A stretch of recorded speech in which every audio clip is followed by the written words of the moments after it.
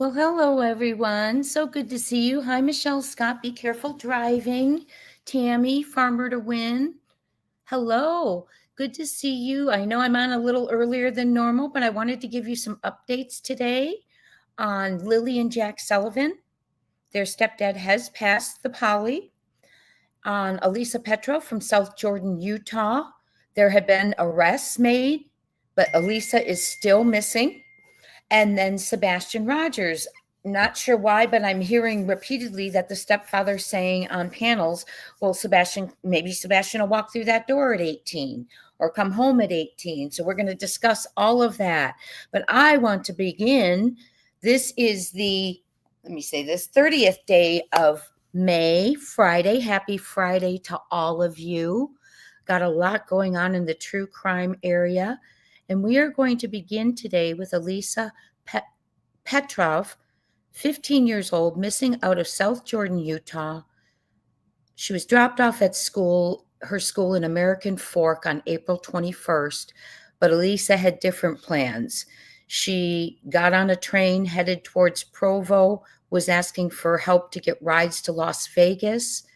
And as her parents, very protective, kept an eye on her phone, checked her phone. She's a very social girl, but very friendly, social, outgoing girl, brown hair, brown eyes, 15 years old.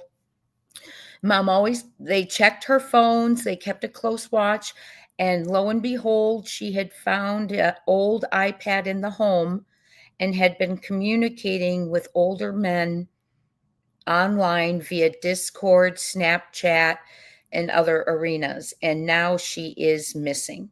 Hi, Whispering Winds. How are you? Ignore that email I sent you. I've sent it to the wrong person. Hi, Rachel.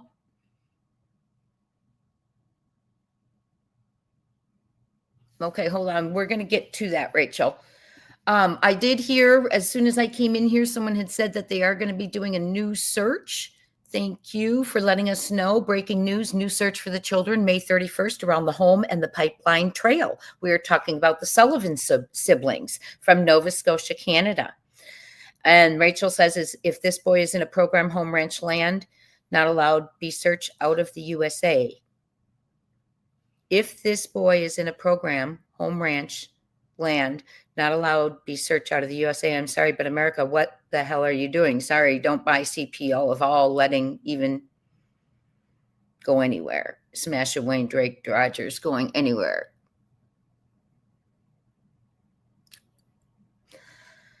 Rachel, I can't help you there. I'm as frustrated as you are. Okay? I am very, very frustrated as you are. I know that the Sebastian Rogers case, I know you're saying America, and we agree. The actions of law enforcement or lack thereof has brought a horrible reputation to Tennessee, Sumner County, and is spreading to America for people who are out of the country and think what's occurring in Sumner County is normal. And it's sad. It's a sad state, right? But we do have 3 predators who this young girl was talking to, and there have been arrests made. And I do want to share that with you. But Alisa is still not found. So on her secret iPad, she was communicating via Snapchat, Discord, and others with these 3 men. Her last message to one of them, a tech executive in Utah, she said, stay away from, I'm running away, in all capital letters, stay away, don't contact me again. To me, that said she was scared, trying to get away from him. I worry that he's pressuring her. I worry that he's pressuring you. Pearl Warrior, I sent you a bunch of emails. Or I think I sent you an email. So I tried to respond to some of my emails today. So back to it. But they have arrests, but Alisa is still not located, which is really concerning. The little girl's 15. Let me pull up her National Center for Missing and Exploited Children, because I do want to pull that up for Alisa real quick. Let me pull up Alisa's real quick so we can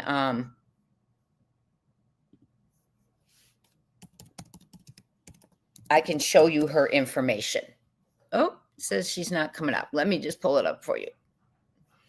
I have this right here.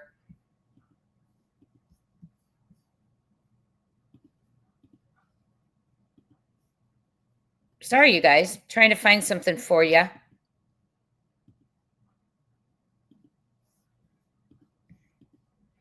I'm trying to find Alisa's information. Okay. She is 5'3", has very long brown hair, brown eyes, 122 pounds. She is 15 years old, from South Jordan, but attended school in American Fork, Utah, which is where she was last dropped off by family, and then took a train to Provo.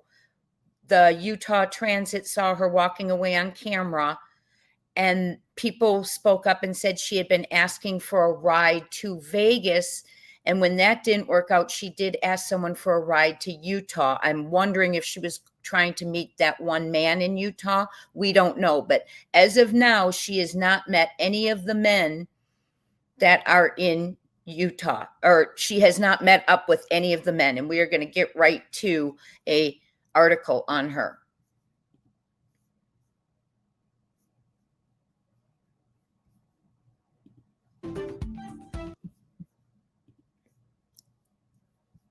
I'm going to mute myself so I don't echo.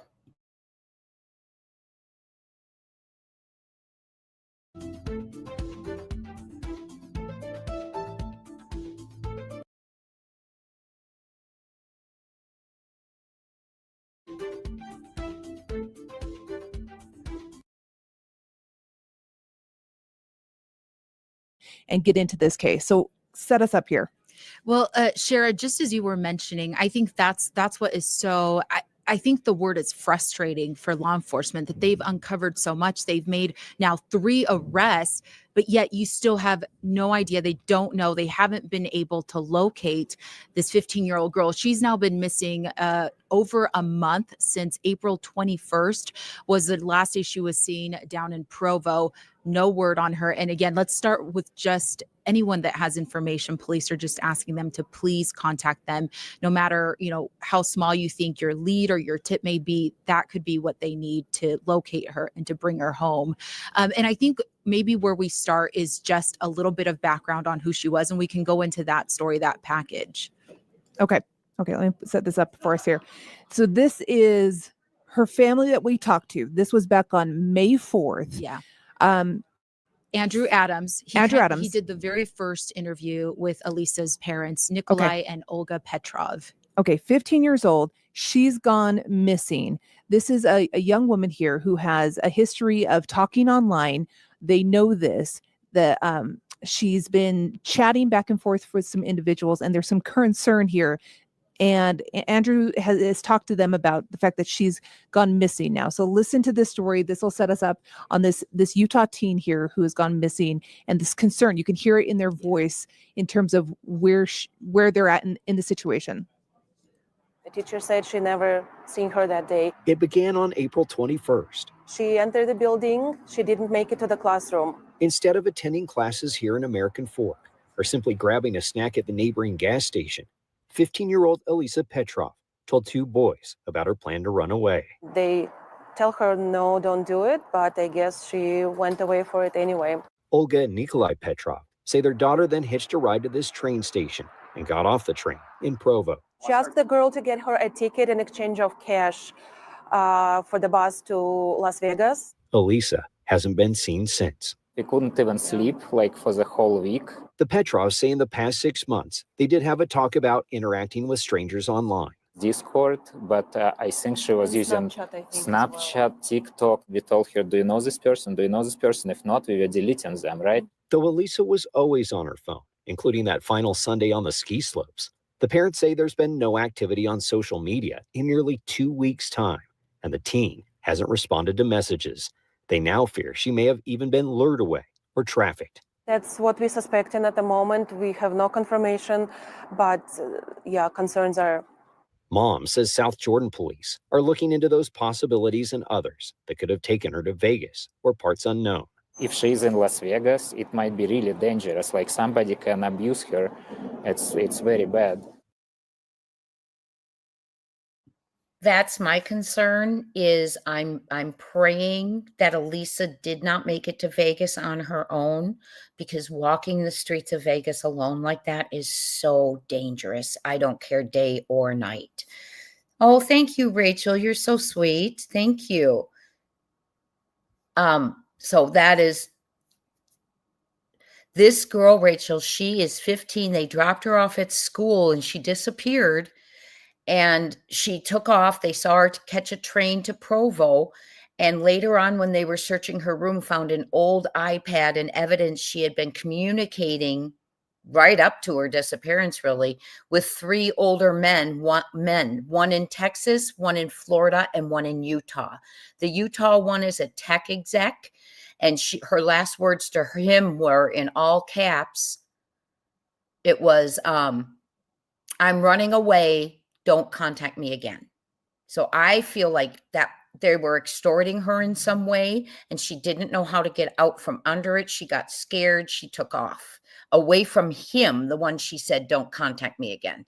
So we're praying that this angel's found. Men have been arrested, which is why we're doing an update today. But Alisa still has not been found, and they do believe she has not met up with the men yet. So thank you so much, Rachel. That's just so sweet of you. Let's keep listening to Rachel or Alisa's story.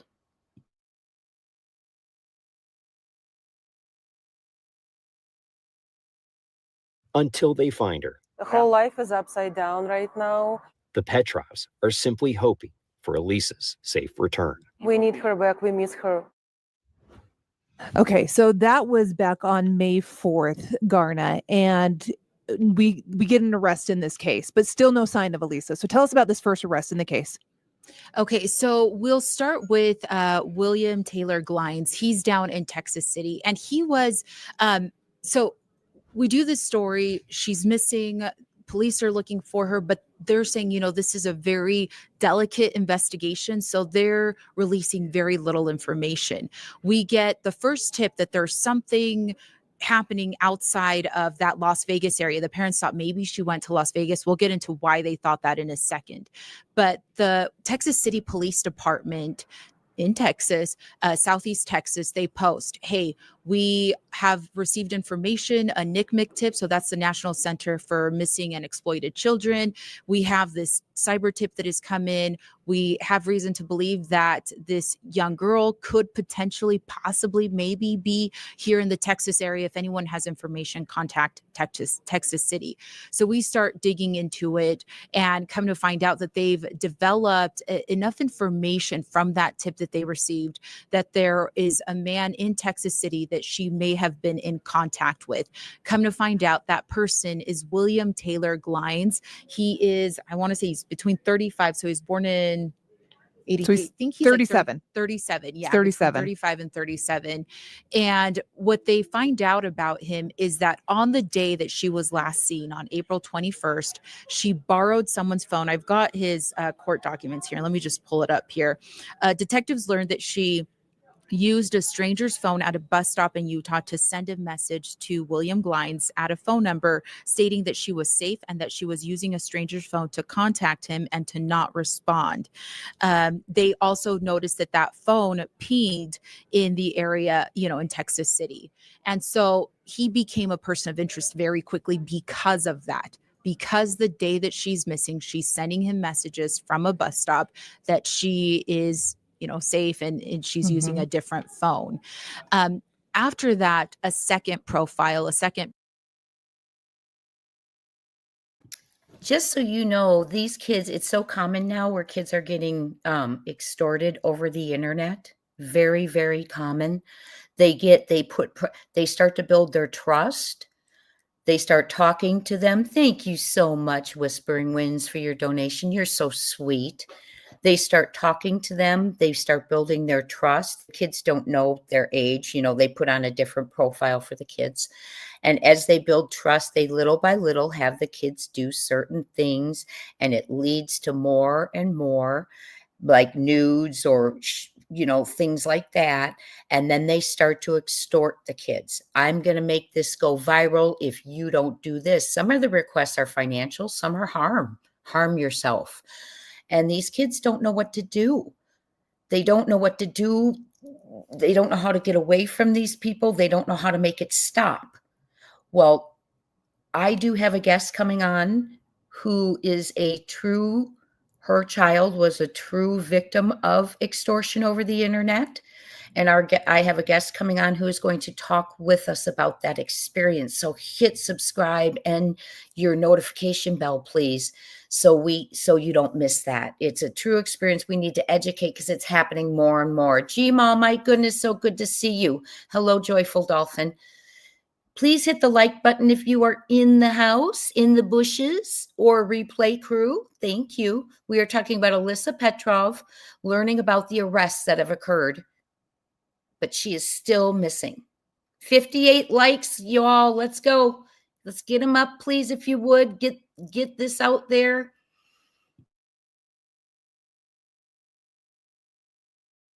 Person emerges hundreds of miles further east in Florida. And that's how we get into this Matthew Nicholas Menard. And this is the arrest that was just made yesterday. Yes. So we've known about him. They both get charged. William Taylor Glines and Matthew Nicholas Menard get charged on the same day between May 16th and May 20th. Who you're seeing on your screen, that's Taylor Glines, right? That's the Glines. Texas guy. Okay. Yeah. But the Florida guy, we don't have a mugshot for him. He gets charged the same day. We know from a search warrant for him that police in Miami were sent by South Jordan police to contact him. They show up at his house. They're confiscate his cell phone. He gets charged the same day. We get charged on the same day.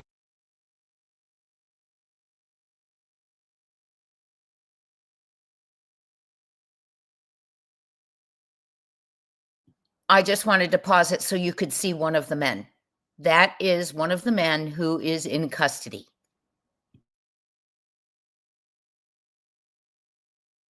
Between May 16th and May 20th. Who you're seeing on your screen, that's Taylor Glines, right? That's the Glines. Texas guy. Okay. Yeah.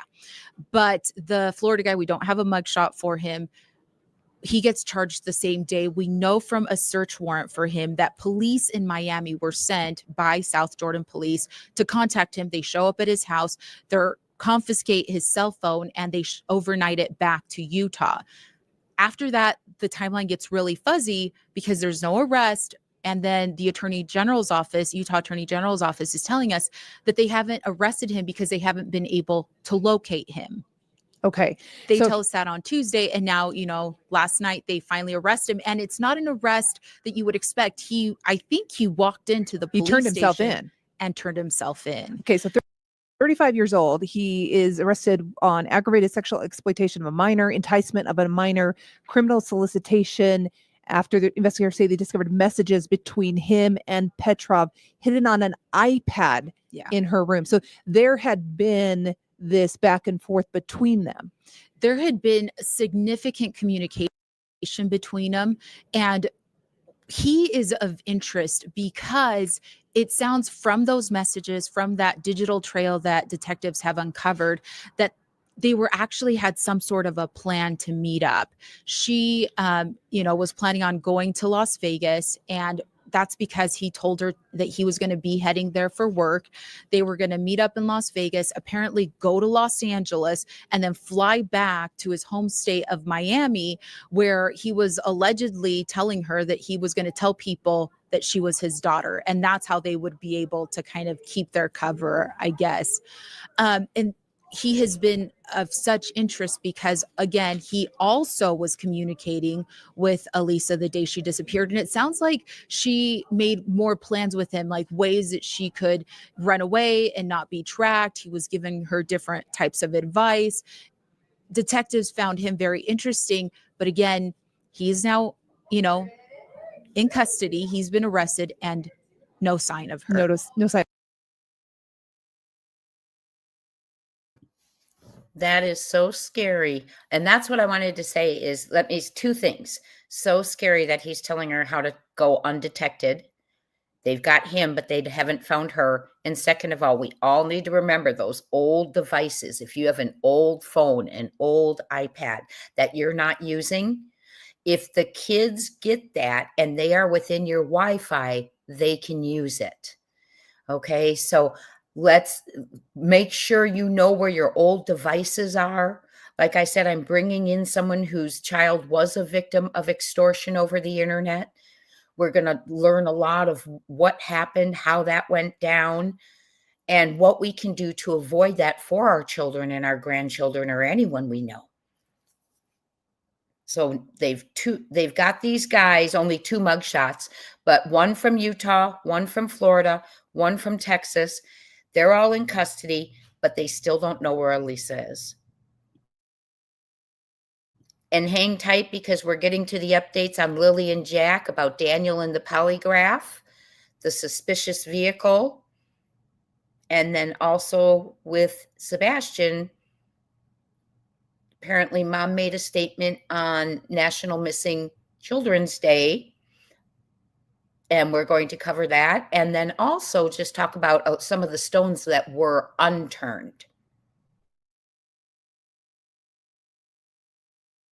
Of her. So we keep having these individuals come up as persons of interest in this case, and then they become arrested or taken into custody, and yet we don't have her. Yes. So that's what's so concerning here. Okay, And now let's we have zero in to Shara on the fact that there is a lot of gray space in the timeline. The question, did he actually make it to Las Vegas? Was there a meetup at some point and then he went back home, or what really happened? Maybe he never made it out there. We do know that Miami police contacted him in Florida, took his phone.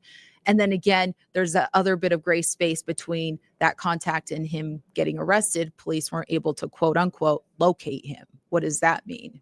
Right. Okay.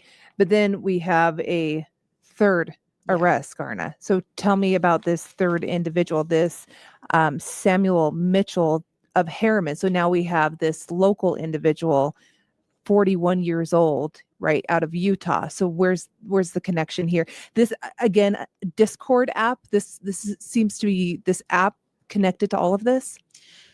He is located here in Harriman, so he's a lot closer to home. Very similar types of conversations that, messages that he was sending to this young girl before her disappearance.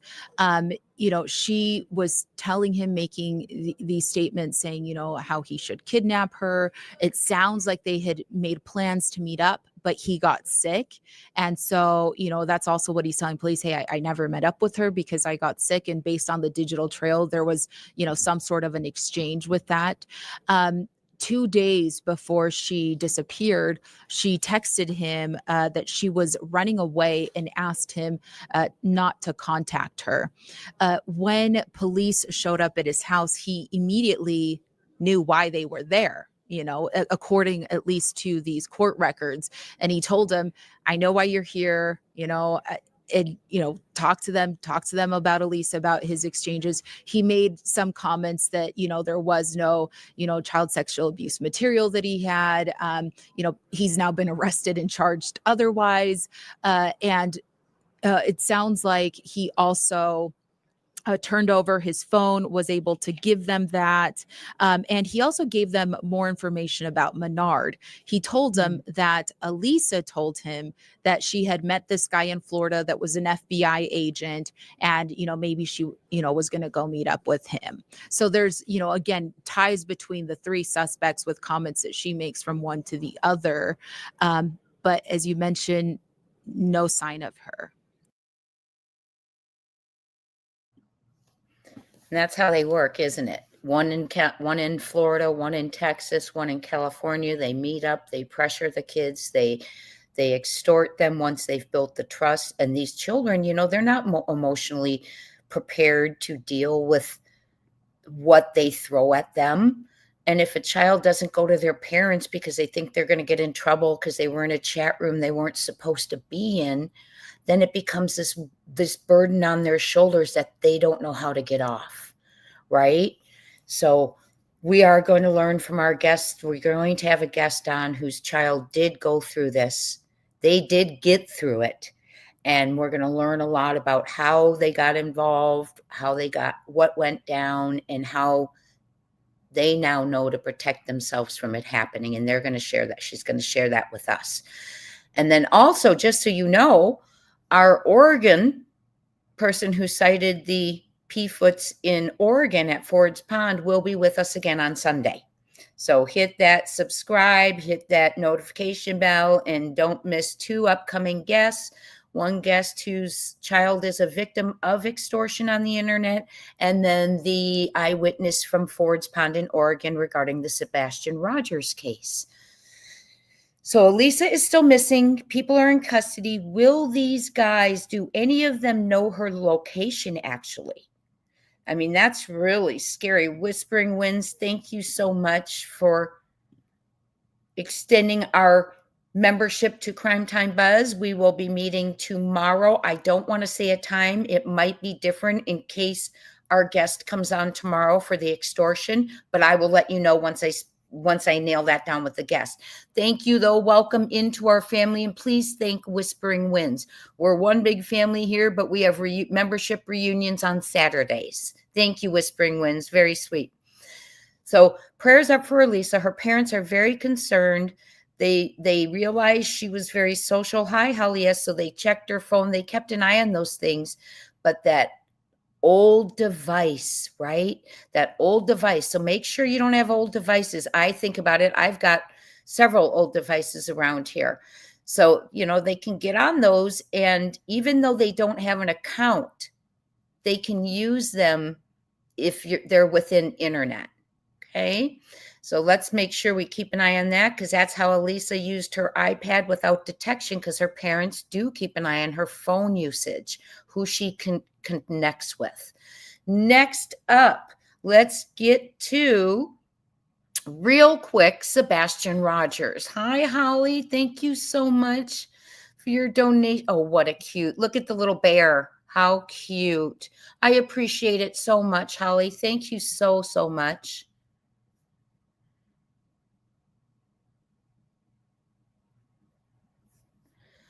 Okay, thank you. Oh, one reminder to my mods. If anyone comes in and they're rude, Gma, just give them a timeout. If it happens again, just put them out. Okay. Thank you so much. And Whispering Winds, thank you for putting up some rules. Yeah, you all, we're just not going to deal with them. There's enough missing children that we're trying to focus on. We really don't have time for adults who got up on the wrong side of the bed. So we are going to real quick transfer over to Sebastian, where there is a statement from his mother on Missing Child's Day. Want to share that with you.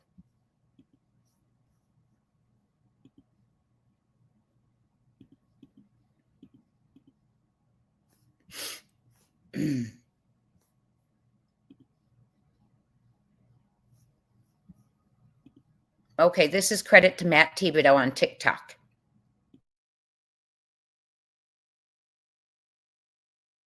Thank you, Gma. I appreciate it, because we've had them in here in the last few days, so I appreciate you jumping right on that. Thank you so much.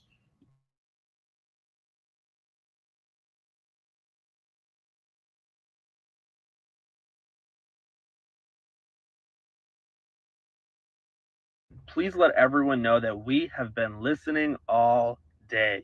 We are so grateful to see all of those.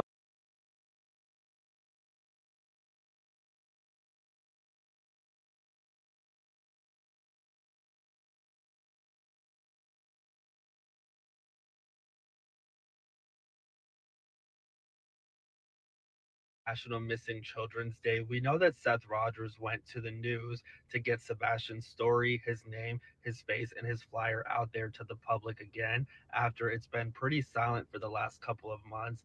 What did Chris and Katie Proudfoot do? They sat at home, wherever they are, their house, their camper, and were listening in on a YT stream all day. And they released this statement. Take a listen. Please let everyone know that we have been listening all day. We are so grateful to see all of those who care about the missing. We are blown away by the participation of everyone. There is always a flame that burns for every missing. Families are waiting for that day where they are reunited with their loved ones. We pray and hope all of the fundraising will help the National Center for Missing and Exploited Children bring closure to everyone. May God bless and spread love to everyone from our family to yours. Love, Chris and Katie. Did they forget that they too have a loved one who is missing? That their son, Sebastian Wayne Drake Rogers, who would be 16 now, is missing?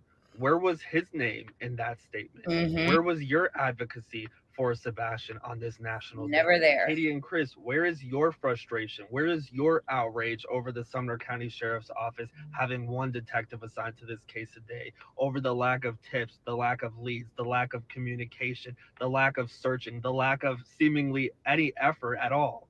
Where is your outrage here? And I love how they just say families are just waiting to be reunited with their loved ones. What family is just sitting around and waiting for their loved one to just come back, waiting for authorities to maybe, just maybe, find something? When children go missing, their parents do not stop. Look at Layla Santinello's mom, her stepmom, and her father. Look.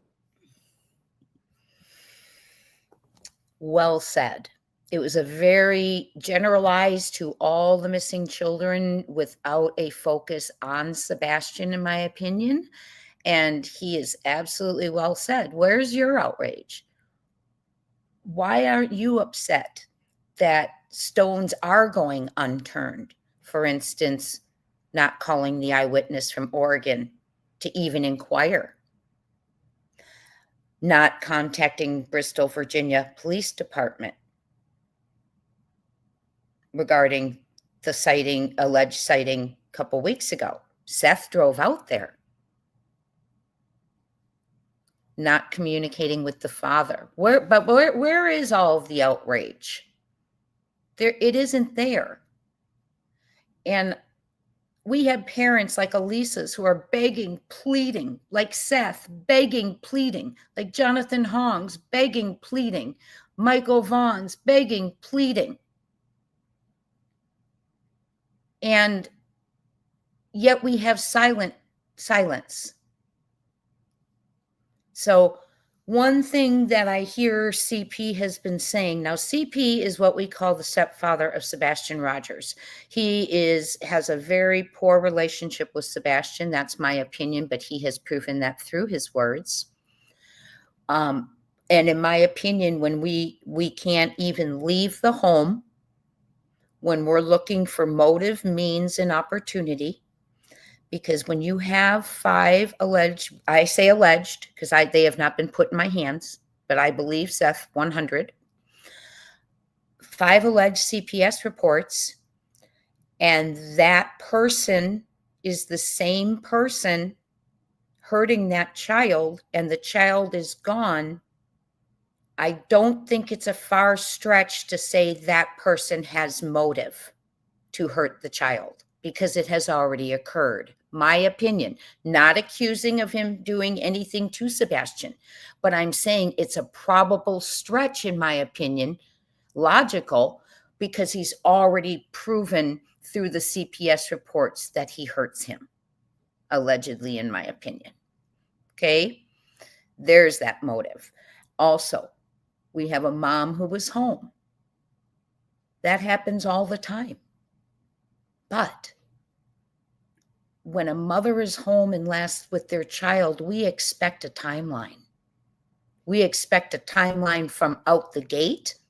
We expect details that are accurate from out the gate. And we expect you to represent your child properly from out the gate, not wait 12 months to make your correction because you said he seemed mentally so much younger than he is, and then 12 months later come out and claim and say, not claim, correct herself and say you would not even recognize or notice that he has special needs. He's very high functioning, very different. That is why we can't find him, in my opinion. And for the stepfather who said we will never find him, and now making comments on panels, many of you have emailed me, thank you so much. stating something about him coming home after he's 18, that he could come home after he's 18. Well, I find that a very alarming statement, because if we go from he will never be found, you will never find him, this case will go down in history, to he could walk in at 18 after he's 18. After he's 18.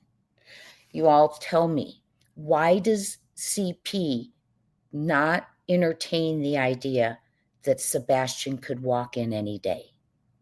That he could walk in before he's 18? That's alarming. To me, that is very alarming. I've told you, I've gotten numerous comments in my chats, emails, that it's not illegal if KP put him somewhere, but it is illegal if Seth did. Well, first of all, it is illegal if KP put him somewhere because Seth has custody rights. He has visitation rights. You can't just alienate one parent. Okay? So because I received that so many times, and yes, I reported it, because I received that so many times, well, what if Katie put him somewhere? It wouldn't be illegal. She has every right. I've received that numerous times. And then some of the connections, we've all talked about the program on Netflix where they come at 3 a.m., 2 people come at 3 a.m. and pull the kids out of bed. And the kids are not seen and heard from by the public ever, or for a very, very, very long time, because the kids explain, once you walk through the doors, you don't get to go outside. You don't get to make phone calls.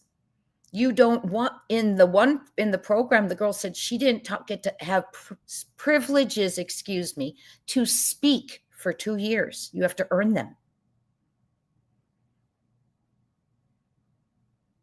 Those art schools, we're learning about a lot of things. So a statement that he could maybe walk through that door after he's 18 leads me again, and those comments that I've been left, and no proof that he is not alive, might be a possibility. And the TBI statement, where he's not coming back from, maybe that, could that align with, because some of those schools, you can't locate them. Some are underground. Watch the program on Netflix. But it just concerns me. Why 18? Why after he's 18? Why wouldn't he say, for all we know, he could walk through the door when he's 16, like now? I don't understand that statement, and I find it alarming that it's still when he's 18, right? Star Child, thank you so much for gifting a membership. Welcome to the family, whoever receives it. And thanks, Star Child, for the generosity. You all have the cutest little, what are they called? Icons. I know they're not called icons, but so cute. Thank you so much, Star Child. Our family reunions are Saturdays, and I'm not going to tell you for tomorrow, just in case our guest for her child who's been extorted is coming on. I'm trying to arrange it. Kiki, thank you so much. Appreciate you. You are very welcome. I enjoy my time with you all. So that's my concern is, yeah, that's exactly right. Those 3 parents are not knocking on law enforcement's doors. Many parents searching years and years later. Stephen Strainer, his mother, he was kidnapped at 7 years old. And his mother said, I was watching that the other day, and I told you I'm going to bring you that family story. There's a serial killer in it, a kidnapping, a hero. I mean, you name it. And a deathly car accident. So when I put up the Strainers, the Strainer family, don't miss it. But that mother said for 2 to 3 years, she never left the home unattended. If she had to leave, she made sure someone was there to answer that phone in case Stephen called or walked through the door. So that's, and we know families, they've been gone 10 years and their rooms are still identical, like a flashback in time, right? Gmo, it's just so good to see you. Hey, Castle. So also the famous phrase that the sheriff in Sumner County loves to say in TBI, no stones are going unturned. They say it for Summer, they say it for Sebastian, and that is not true. Stones were unturned because tips and leads were not followed. They were not followed to Bristol, Virginia, not even an inquiry. The police there didn't even know who Sumner County was. And the eyewitness in Oregon was not contacted, even though the police report was sent to Major Crimes Unit in Hendersonville. Not Hendersonville PD or Sumner County Sheriff's Office contacted that eyewitness to inquire, even ask a question. Okay, so stones are going unturned. In Sebastian's case, he only has one parent who's voicing. We just heard a comment from the other parent, and it was not directed towards Sebastian. It was directed for all the children, which is wonderful on Missing Children's Day. But when there is a parent missing, Seth came out on Missing Children's Day, but his was about his son. He was standing in front of the Sumner County General Sessions building where the new office for the sheriff is. Okay. I believe one of the things when CP talks, it's always a little bit of truth with a bunch of BS, in my opinion, to cloudy it. And when he keeps saying law enforcement knows what's happened, he said it since day one. He told Seth's mother that. Seth's mother told us that. I truly believe that that's the truth. Based on the footage based on the audio, based on what was discussed at the command center, based on the backdoor neighbor, CC, Chris C., part-time Hendersonville cop, motorcycle cop, crying at a vigil when asked how things were going, because everyone knew he had been at the command center and driving around with law enforcement that first day. And he leaves the vigil and he said, it's bad. It's so, so bad. Okay. They know what happened. They know what happened. I totally believe that. Could I be wrong? Yes.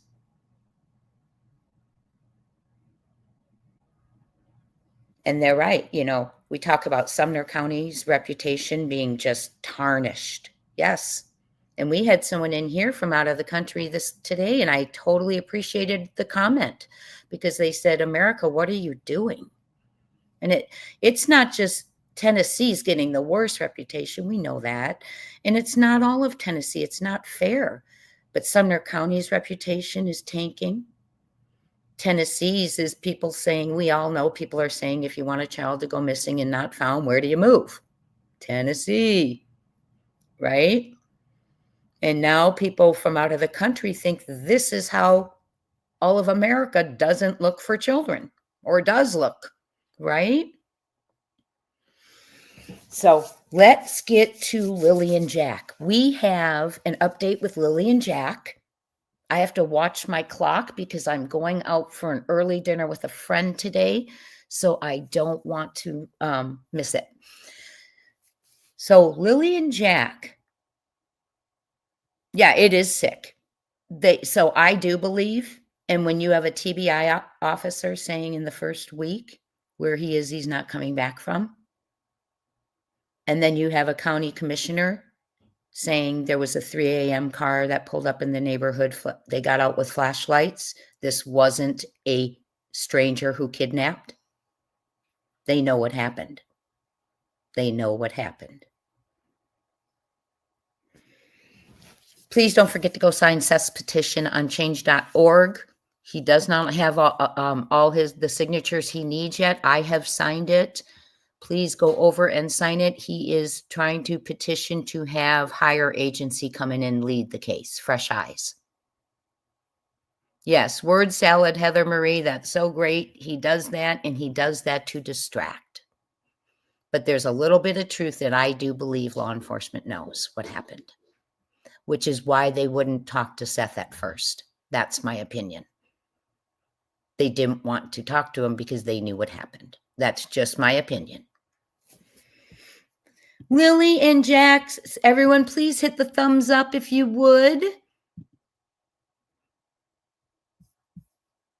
Give it a like. Give it a subscribe if you have not yet. Hey, Mamas First, how you doing?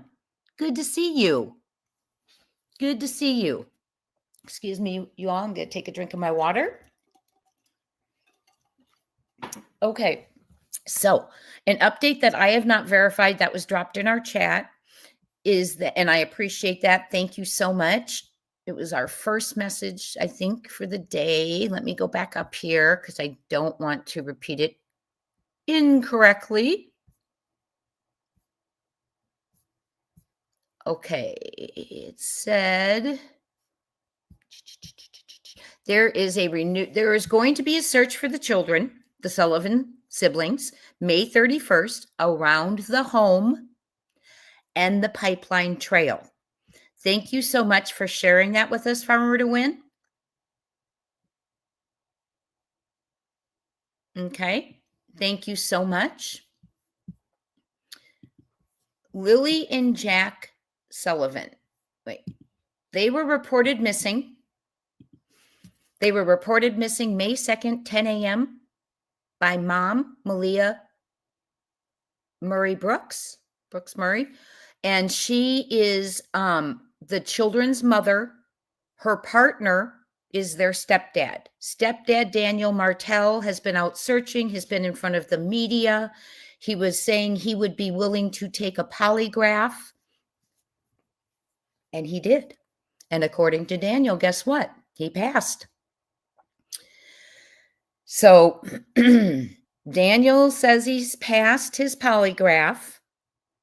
Law enforcement is coming back out May 31st, which is tomorrow, for a search of around the home and the pipeline trail. And there was on the very day the kids went missing, there was a suspicious dark SUV, black, in the neighborhood. Okay, and we are going to listen to the audio of that dispatch call and talking about that. So if we discuss that, I don't know, they're going back around the home. One thing we have a home there. Daniel Martell's mother owns the property. But yet, so she was living there with the kids, but she's not speaking. So why step grandma, whatever we want to call her, step grandma, whatever, but she's not speaking. Hey, Raymond, she's not speaking up. We haven't heard from the uncle who's recently moved on to that property, by the way. Now, whenever we see something different like that, we're not accusing the person, but that's to make note of, right? Something different came into the kids' environment. The kids have lived there, and Malia have lived on that property for a couple of years with Daniel on the mom's property, Daniel's mom's property. Something new in that environment entered the uncle. Now, he's not really the kid's uncle. He's just the brother of Daniel. Daniel claims to be the stepfather, but I don't know if they're married. Mom calls him the partner. I know that they share a 16-month-old baby named Meadow that CPS will not allow Daniel to see. And Daniel's the Martell self-proclaimed stepfather. They didn't allow Daniel to see him right off the bat. Mom and Daniel have stopped all communication with each other. They had an argument the day after the children went missing. Mom, they were getting a briefing from law enforcement and searchers. Mom walked out of that meeting. I find that unusual. You would want to hear every morsel of what they've learned, in my opinion. Then they had a fight because the mom, Malia, and her family accused Daniel of doing something to the children. Then Daniel's mother threw them off the property. Malia packed up with Meadow and left. Daniel went to CPS to try and see his child, and they refused him. That's a red flag to me. Now, do we think Malia has the baby? She could have the baby, or CPS could. We don't know which. As far as we know, the last confirmed is she was left with mom. We all thought possibly CPS had taken Meadow when he said I went to CPS to see the baby, but I have a feeling he was going there to talk to them to see the baby because they had split. They are now the communication, being told what's happening and needing to communicate with each other is being done by a liaison. So problems in the family, a lot of discord in the family, and something different in the family just to pay attention to, because we want to note things that are different or have changed, is Uncle had come into the picture. Uncle's never made any statements. We did see Uncle laying on a clean quad, clean shoes, clean everything, relaxing instead of searching, in my opinion. But bye, Gmail. Good to see you. Good to see you. And that is where I am going to play for you a video that I found that is absolutely wonderful on this case. And I'm going to give credit to, it's kind of long, but it gives the dispatch and points out some things. So we're going to stick with it. Prayer Warrior, I do not know the exact date Uncle arrived, but I do know he has not lived on that property for very long. Okay. Now, another thing that's really suspicious is there's no other kids that live around there, right? But when they found that pink blanket and the little water bottle, Daniel immediately said it wasn't theirs. So I don't know. Yeah, some things are the clean quad in that area.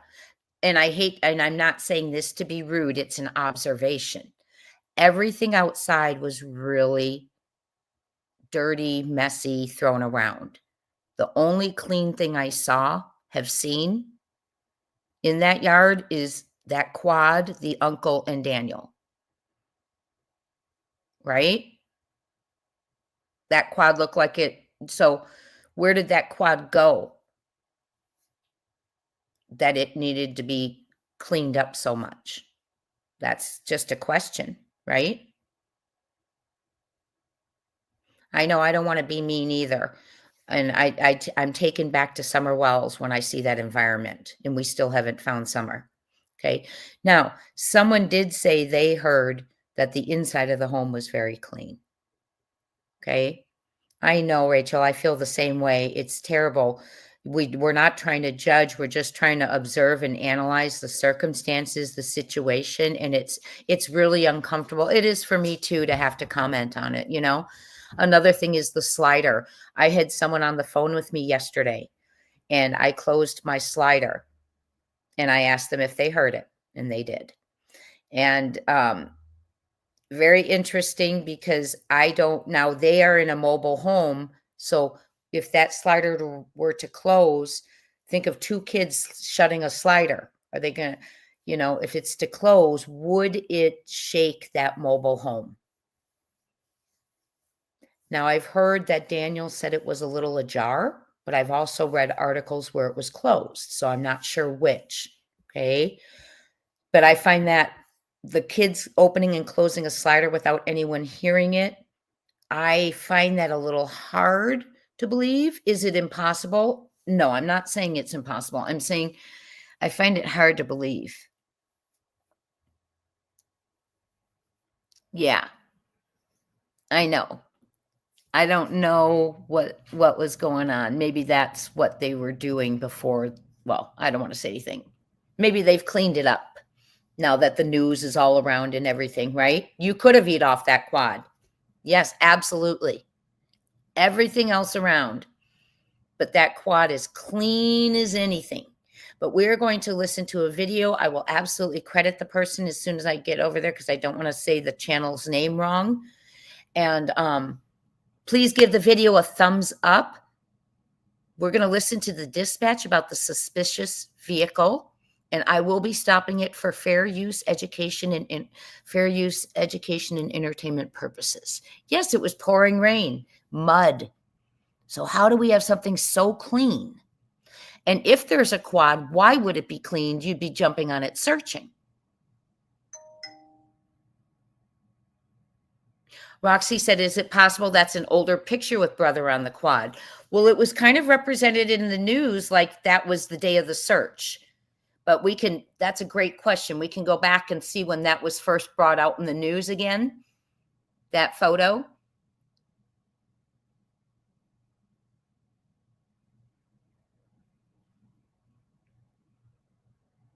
I can't, yeah.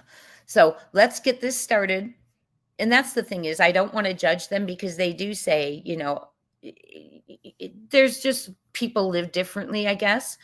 But I don't want to judge them. But I just wanted to bring up, I don't feel that slider would be so quiet. And I don't think that, there wasn't a speck of dirt on that four-wheeler. So I find there's family chaos. There's a new person in the situation. We're not accusing anyone. We're just going over what's new. We have a renewed search coming tomorrow around the home and the pipeline trail. We have a suspicious vehicle that was seen in the area. A man in his 50s, I believe they said. We're going to listen to it on the day the kids disappeared. It could be a new four-wheeler. It could be. You know how Google Maps shows property? What about looking and seeing the plot lines, the traffic, and the walking paths? That's a great idea. We could do that for our next one. Rachel, I'm going to take a picture of that. That's a really good idea. That is a great idea. Thank you. And you know my tech skills, I can't do it on the fly like that right now, but I am happy that would be a great idea and something really good to do. Because there are also a lot of back roads and back rivers that only the locals know about. So I guess that would be something good to do, is zoom in there and see what we can see. Thank you for that. Hit the thumbs up. This is credit to another channel, and I will let you know in 1 second.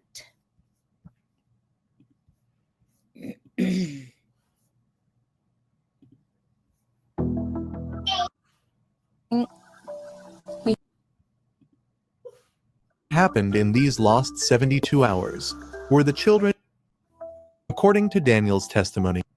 Backpack with white, and was white.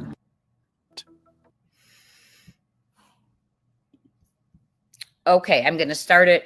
Hi, Chicken Lady. Hello, everyone. Family members, I see you in the chat. Don't forget, we will have our members live tomorrow. I just am not giving a time. It may not be 1 p.m. because I may have a guest coming on whose child was extorted over the internet, like little Alisa Petro is. So it will be tomorrow. So just be watching. I'll post it in our community post. This is credit to the channel.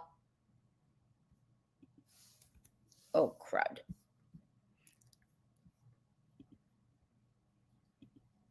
Sorry, guys. Liam, come sing. I got him. Happy birthday.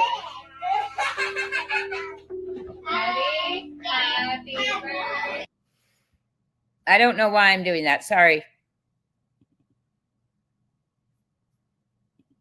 Okay. Were they? What did they see? Why weren't their voices heard in interviews? Their silence seemed as suspicious as the parents' That's behavior. grandma's in the The parents' behavior in the first 24 hours created a pattern that shocked all observers. Instead of unity and grief, the family demonstrated division, secrecy, and cold calculation. This wasn't just strange, it looked like an attempt to control the narrative when the truth could prove destructive. What became increasingly clear was that the devastating reality behind their actions would soon make every suspicion seem justified. Everyone who followed the case from the first day felt the parents were hiding something, and this something was connected to Lily and Jack's fate. The family falls apart in 24 hours. The mother changes her status to single during such a critical time. If you also get chills from these details, hit the like button. Make sure to watch my other investigations on the channel about similar cases. I will announce Share what detail in this case seems most suspicious to you. Subscribe so you don't miss new investigations. There's not many places that do it in Canada, so they're flying somebody in. Why do you think you need to do that? Do you think they don't believe you? I think their side of the family doesn't believe me, and I just want to clear it up for everyone. Clear it up for everyone, not just the people online making crazy accusations and everything else. But experienced observers of criminal cases knew. Often it's the guilty who demand polygraphs, knowing the results aren't admissible in court. Daniel didn't just agree to a lie detector, he publicly insisted on it, creating pressure on police. I want to clear things up for everyone, not just the people online making crazy accusations. His words revealed the true motivation. He was more concerned with public opinion than finding the children. An innocent stepfather would focus on the search, not his reputation on social media. Even more suspicious was his demand for an external expert. The RCMP is one of the most equipped law enforcement agencies in the world. They have their own polygraph specialists. Why create delays? In a case where every hour could decide the children's fate, Daniel was creating unnecessary obstacles.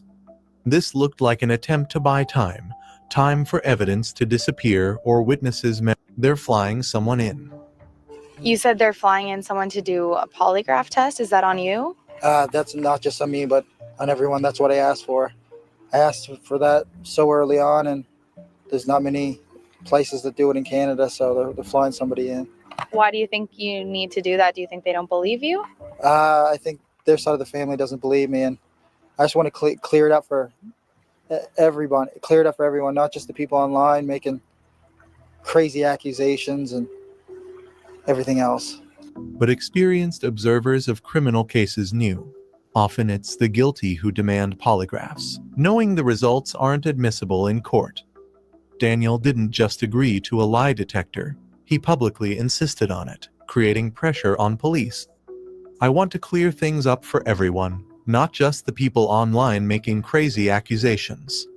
His words revealed the true motivation. He was more concerned with public opinion than finding the children. An innocent stepfather would focus on the search, not his reputation on social media. Even more suspicious was his demand for an external expert. The RCMP is one of the most equipped law enforcement agencies in the world. They have their own polygraph specialists. Why create delays? In a case where every hour could decide the children's fate, Daniel was creating unnecessary obstacles.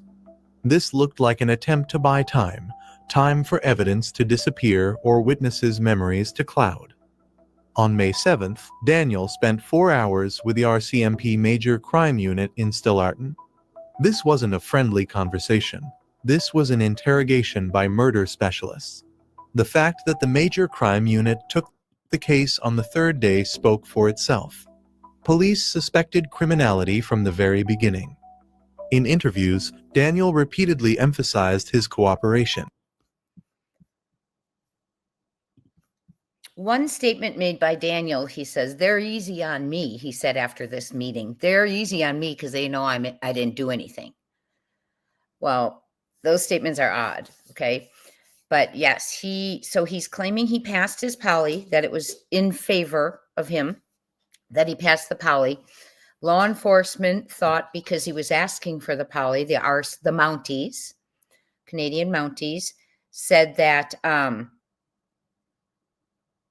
He was either real confident or real dumb. So we are going to continue. There is going to be a search tomorrow around the Pipeline Trail, I'm hearing. Okay. Yeah, he said in his favor. Let me put it that way. In his favor is how he put it, is what we're hearing.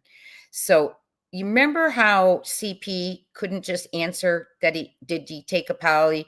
You know, it was always a little, like you guys say, word salad, or a little smoke to go with that, you know, screen. We just couldn't get a straight answer from him. Hi, Cece. Good to see you. Hi, Deanna. Everyone coming in. So we're listening to it, and we're about to get to the dispatch where it announces. Oh, Deanna. Well, oh, you had eye surgery. I hope your recovery is going well, and thank you for being in the bushes. Everyone in the bushes, hello. Thank you for being here. Replay crew, appreciate you so much. We're discussing Lily and Jack Sullivan. They have been missing 28 days today. They were said to be lost in that forest, which we have looked at, and we're going to look at it further because someone gave us some really good idea to look at some of the lot lines and stuff. And but in my opinion, 2 kids, searchers, were getting hurt in that terrain searching for them. And there's 2 little kids. I think there would have been some evidence if they were out there, like something dropped, something torn, some footprints, not just one boot print. That to me sounds like, if there's 4 feet in one boot print, to me, that sounds like maybe someone put that boot print there, allegedly, in my opinion, is a possibility. And the scent stopped at the end of the driveway. So we don't know that they even went across the street, and the 7 trail cams in the woods did not pick up anything. Jules to Kelly, it is so good to see you. I've missed you. Good to see you. Thank you so much for the sweet super sticker and donation. We're going to keep listening, friends, and I'm on mute, but I will come back in. Thank you so much, Jules.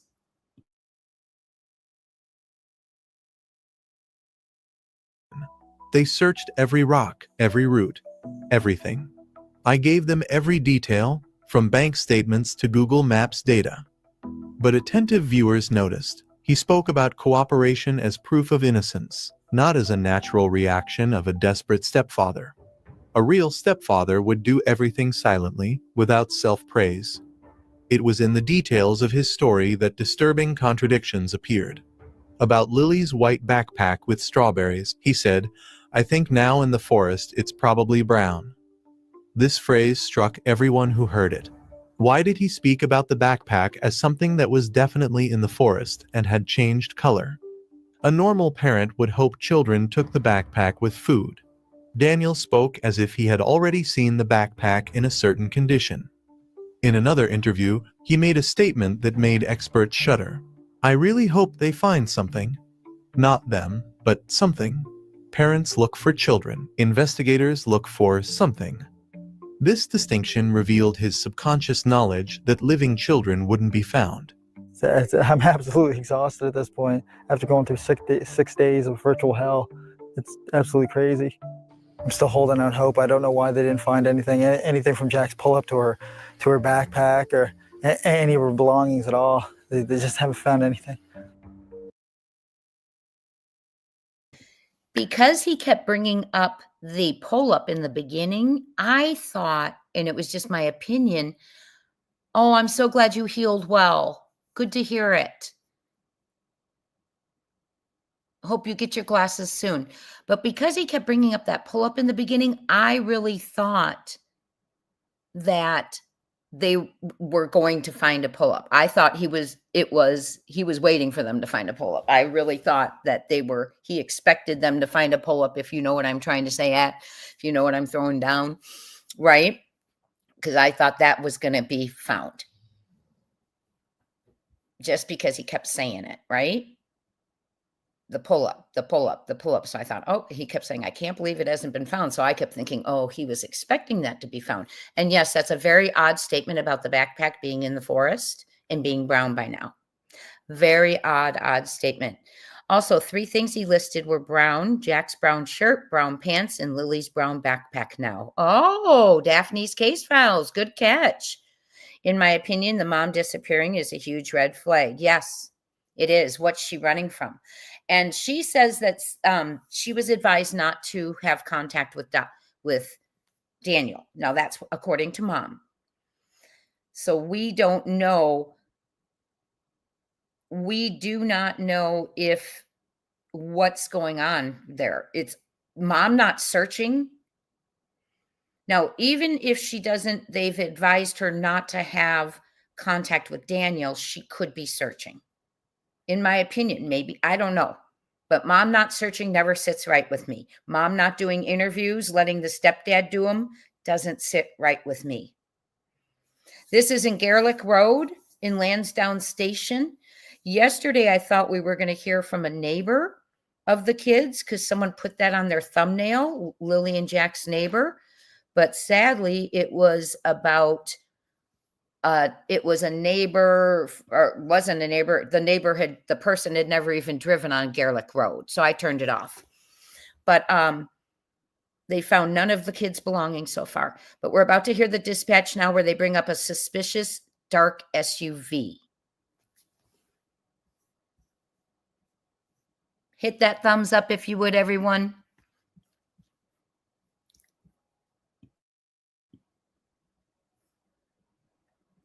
Iowa girl, they have not clarified that. Yes, mine too. They haven't clarified that. I'm wondering if he wore a night diaper or a night pull-up, excuse me. And I know there's in one statement where Daniel says their pull-ups. And so people think maybe she was wearing one too.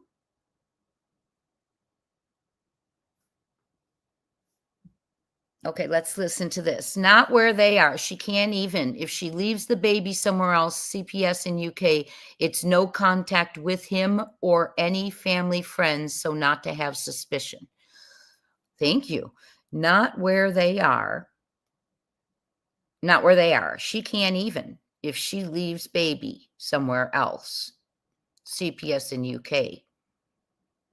It's no contact. Okay. So that's why she's not searching right now. Okay. Or contacting him. It's no contact with him or any family friends. So not to have suspicion.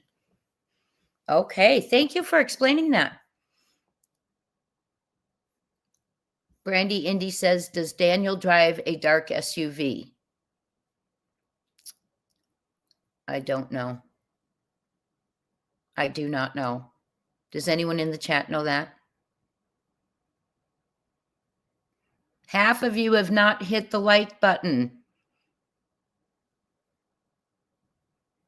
Yeah, she could do a public appeal. Thank you. Thank you. Thank you. I appreciate you adding to that. Thank you so much. She can't search where they are, but she could do a public appeal. Hey, Shirley H., how you doing?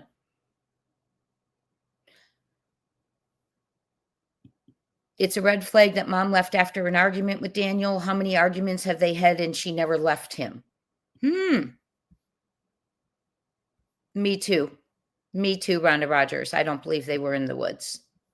Okay, let's keep listening and we'll get to the dispatch. Daniel's behavior before cameras reminded many of bad acting. He demonstrated theatrical emotions. Well, anybody who has any information or you think you see Evidence of where he might saw her children. Of circumstance. Normal mothers fight for their children themselves, not hide behind relatives. On May 13th, the RCMP revealed the scale of investigation that spoke to the seriousness of suspicions. Police received more than 180 tips from the public and conducted 35 formal interviews. Such a number of interrogations is characteristic of murder investigations, not searches for lost children. On May 8th through 9th, an underwater team. Real parents of missing children literally live in media, begging for help, recording video appeals, organizing press conferences. Malhia chose complete isolation, behavior more suited to the guilty than the victim. On May 4th, Malhia left Pictou County, taking 16-month-old Meadow, and never returned to the property where her children disappeared. This decision shocked even skeptics. What mother voluntarily leaves the place for formal interviews? Such a number of interrogations is characteristic of murder investigations, not searches for lost children. In final proof that Malhia was avoiding any attention. "We're just hoping and praying for the best," the grandmother said. But where was the children's mother? Why did the grandmother become their only voice? Normal mothers fight for their children themselves, not hide behind relatives. On May 13th, the RCMP revealed the scale of investigation that spoke to the seriousness of suspicions. Police received more than 180 tips from the public and conducted 35 formal interviews. Such a number of interrogations is characteristic of murder investigations, not searches for lost children. On May 8th through 9th, an underwater team searched water bodies in the area. Another sign they were looking for bodies, not living children. The most devastating blow to the official version came from search dog results. Dogs lost the children's trail at the end of the driveway where it met the road. This could only mean two options. Children were picked up by a passing car or their bodies were transported by vehicle. Given the area's isolation and absence of witnesses to random pickup, the second option seemed much more likely. Go ahead. Families brought us to a location there, not far away, that there's a piece of a blanket, which the mother says she believes it belongs to her daughter. It's just off the road here. I don't know if you do PU status, you'll see where Bravo 3 and Bravo 8 are. Yeah, we just off the Lansdowne Road, off the 289. Did we say we found an article? Possibly. There's a couple other pieces of old clothing here. Pieces just torn, like pieces of rag, but there is a I'm guessing that's the one you're referring to? Yeah, 10-4, I'm on it now. So, Yeah, this is perfect. here, Alpha 3, go ahead. 355, I'm going to request field communications unit to be sent out here to the 4 comms if this gets extended for a long period of time. Member is here on Garlock Road. We just had a 911 call. Can I go ahead with the details? Yeah, go ahead. So you had a call via 911 from a Karen Ponacau. Kindly about 5 minutes. She was reporting just driving past the black Honda CRV, Nova Scotia marker Golf Mike Fox 320 that left the outdoor recreational park close to the residence. It is permanently closed. Complaint is unsure if related, but it felt a bit strange to her. Driver was a white male around 50 years old, bald with a mustache. And it left from 1480 Garlock Road. I can send that around to your MWS if it's easier. Got a copy of Bravo 3, deactivate and reactivate me to this one. 10-4 just came as an update there. Do you want me to send it to your MWS? 10-4, I think you probably sent it to all of us there. What was that address? Looks like the address is 1480 Garlock Road. And then I'm not sure. You know, there's certainly a possibility this one will roll into tomorrow. I think Josh Weiss is on call, so I wouldn't necessarily cancel any big plans that you have. So optimistic. Maybe both the files that we have right now will get wrapped up. Copy that. Yeah. I'm just trying to figure out if I should cancel my plans or not. But yeah, just keep me posted and keep it in mind. So we'll do. Negative at the moment here. We're just overhead the park and just still on the search pattern here. But we were just curious to know if you wanted us to kind of get eyes on that vehicle right away. I'll quickly there just give her a call, see if I can get a direction of travel from her, and that way, if we do need to, we'll know which way they went. Okay, yeah, thanks. Looks like it's gated. From our vantage point, stand by one. 355, is that the old KOA campground? I'll check there. Bye-bye. 345, do you want to send that name and number from that for that vehicle down to Corporal Ball Short? We'll look after that here. Definitely, thank you. Real short, I emailed that there to you. And 53 Alpha 355. Yeah, turn around, come the other way. I'm up here up this road. Just right here. So yes, there. So should we have contacted the PSFC truck is requested. So there is it's a black, did they say CRV in the area? So I'm trying to read your comments. So, and they found a pink blanket. Now, Daniel says that is not, the mom remembered that it might be hers, they said earlier on this. But later on, Daniel says it was not theirs. You are not the first person to ask that, Roxy R. I'm not going to read it out loud, but you are not the first person to ask that.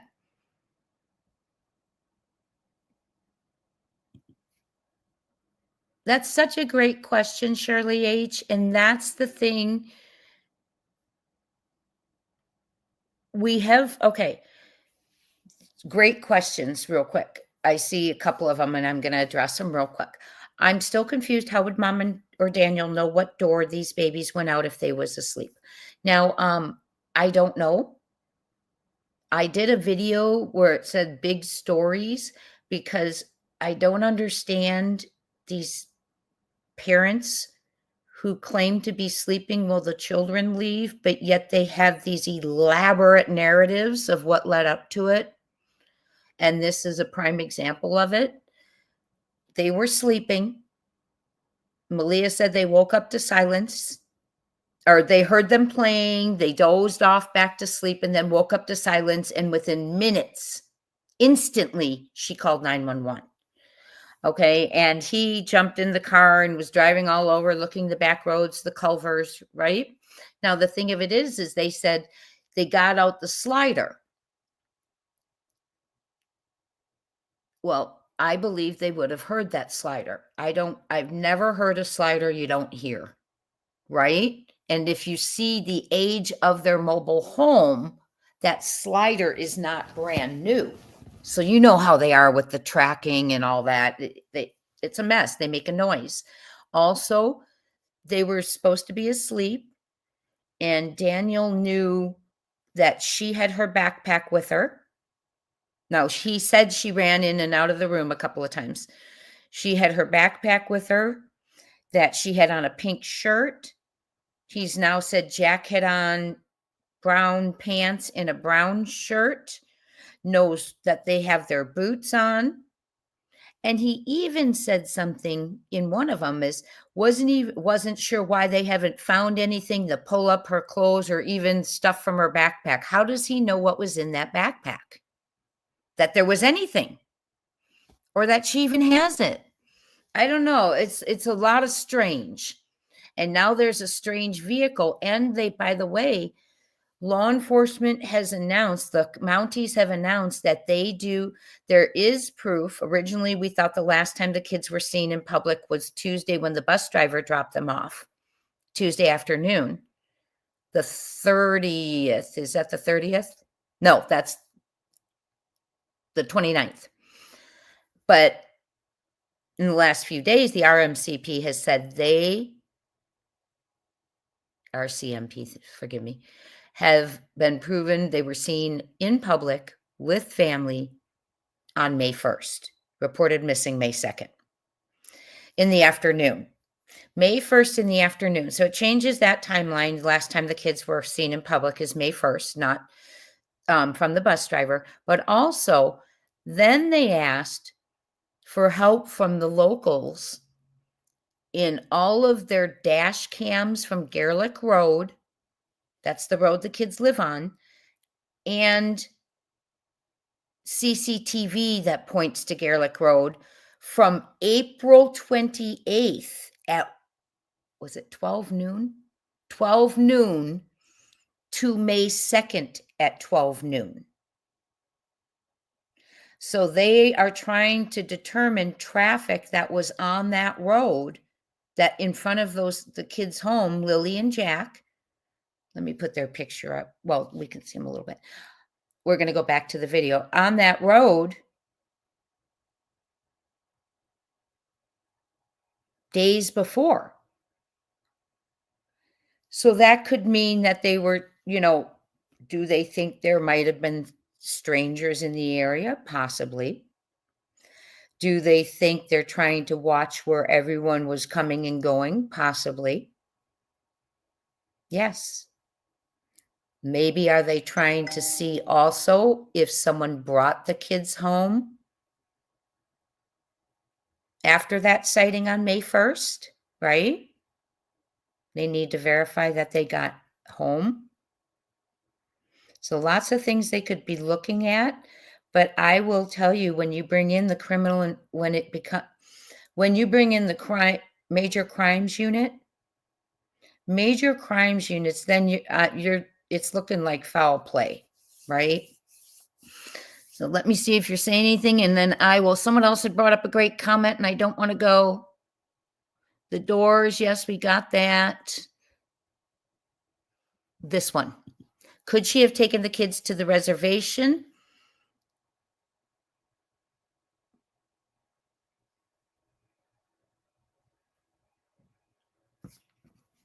In my opinion, I think she was absolutely, someone said recent report said she did have postpartum depression.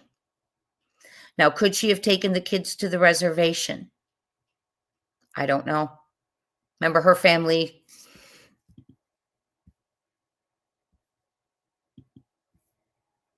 are members of the reservation.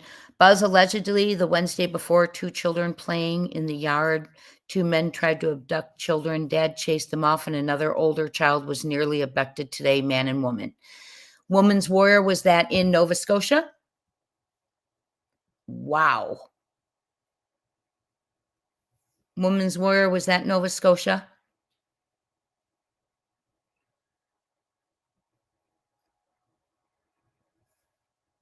Wow, that's scary. That is really scary. Dad chased him off. Thank goodness. And another child was nearly abducted. Wow.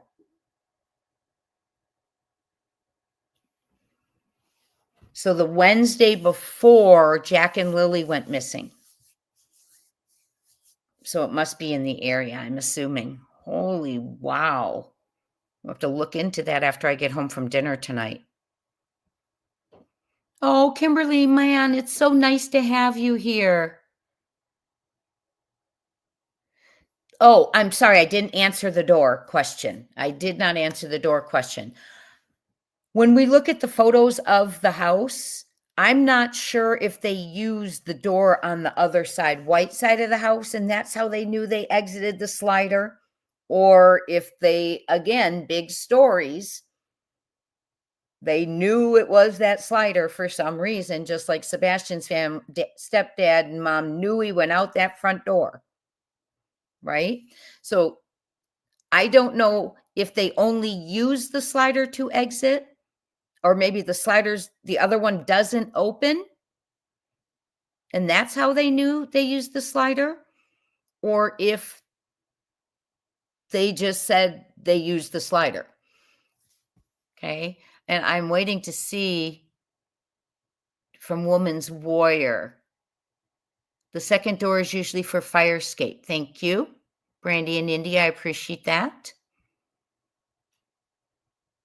The baby, what was happening? One story said they were sleeping, and the other said that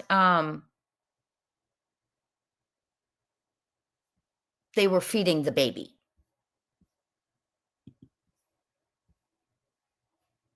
Second door, usually off a hallway for fire escape. Thank you. My twin grands got out of a locked house without us hearing them. Mom and I both thought they were asleep. They were too. See, it happens. See, thank you. Thank you for sharing that.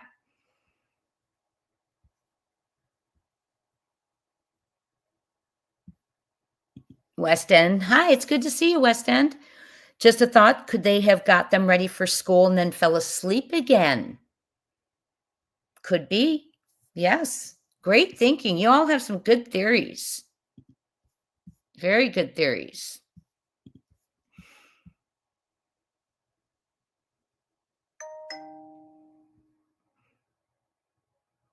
I hope they weren't taken by a stranger.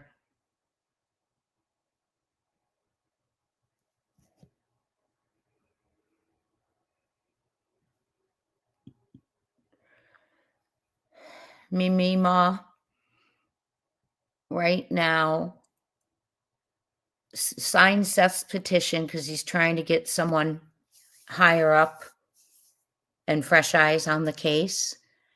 So that's what we're trying to do right now, because yes, we could get lots of other agencies on Sebastian's case, but we have to rely on Eric Craddock, and he's not doing that. So the marshals and all that. So Seth has put in a petition. Please go over to change.org and sign it. Okay, great question though. Thank you. And West End, it's good to see you. Mimi Ma, good to see you. Let's see. Okay, so it was in Nova Scotia all that happened. Okay. I still say there is a chance Lily and Jack could have come up missing after being seen with family members that evening and not Friday. Yes. So they were last seen in the afternoon on Thursday. So you are right, Roxy R. I think also they could be watching Garlic Road to see if the kids were brought home, right? And if they went anywhere after that, okay? But you all, if they've got other kids around that area that I'm hearing right now, we have a black SUV, but I'm hearing there's 3 kids Wednesday before they went missing. Do we have an article on that? Is there anyone who can you email me the article? I think it was Women's Warrior. Would you mind emailing me that article? Because I would love to read that. Because if we have 2 kids, the dad ran off, they tried to kidnap 2. And what have we been saying? It's really unusual when 2 go missing. That's weird. That's odd. Okay. Now in the Wednesday before, 2 days before the kids are reported missing, someone tries to take 2 kids out of the yard. That's very odd when people try to take 2. The highest percentage is if there's 2 children, they'll grab 1. They will grab 1 and run. For them to take 2 is statistically unusual. Yet it happened twice, Wednesday and possibly Friday with Lily and Jack. Oh, you all, I don't know. See, I keep telling you, I haven't been able to make judgment on the case yet because I see red flags, little question marks and red flags with Mom, with Daniel, but not enough to where I can, but this to me is another reason. I just can't. That scent at the end of the driveway, what does that mean? That means they were put in a car. Whether, they were put in a car. Could it have been a stranger who grabbed them? Were they out waiting for the bus? Did they think they should go to the bus? Did mom, like we're saying here, get them ready for school and doze back off, and Jack and Lily walked to the end of the driveway waiting for the bus? Could someone have picked them up? Is that why she had her backpack? What do you guys think about that? Is that plausible? Yes, I agree, Kaz. We need to be putting out Amber Alerts for every child that goes missing. They say they don't want to do that because they do not want to desensitize the public. And I understand that perspective, but I also understand the other side. Let's bring the public in. Daniel says he passed his test. He puts it this way. It was favorable for him. It was favorable to him, or however he says it. But yeah, here's my thought. She gets up, or he does. That's how he knows what they're wearing. Dresses the kids, gets them ready for school. They lay back down with Meadow. The kids are playing. They fall back asleep. The kids leave to go to the bus stop.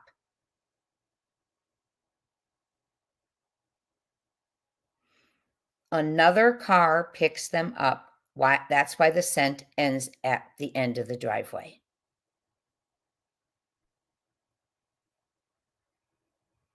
The birth father, Rhonda, I mean, that's my theory if it was a stranger. I mean, if we're hearing that there's all these people all over, or not all these people, there's someone, an dark SUV, 2 kids they tried to grab, which is highly unusual to take 2. And yet we have 2 more taken on Friday. Now the dad ran him off when they tried to get his. I'd like to hear that 911 dispatch call and description of the person. And then the other child, they said was that just recently?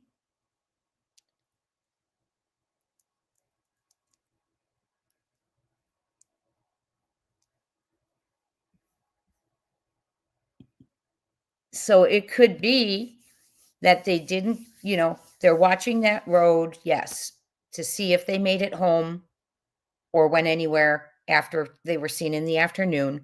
But also,